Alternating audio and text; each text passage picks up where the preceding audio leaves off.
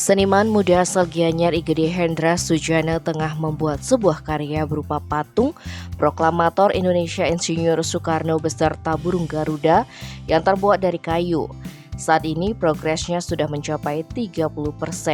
Ide pembuatan patung oleh anak seniman sekaligus owner Sari Timbul Igede Rediawan muncul pada HUT Kemerdekaan RI ke-77 pada tahun 2022. Saat itu terbesit keinginannya membuat sebuah karya bernuansa kepahlawanan sekaligus untuk merangkum kebinekaan Indonesia. Ide itu kemudian didiskusikan Hendra Sujana dengan orang tuanya Igede Rediawan dan mendapat dukungan.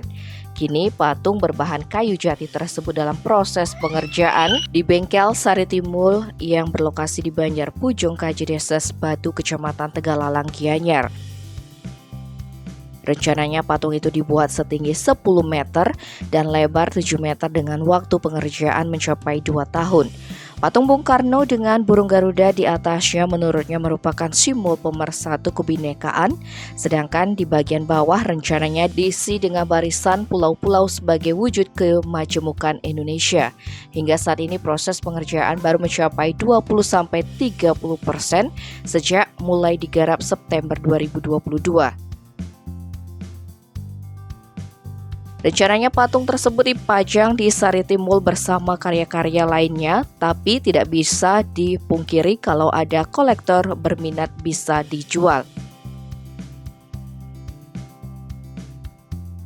Tim Bali Express melaporkan.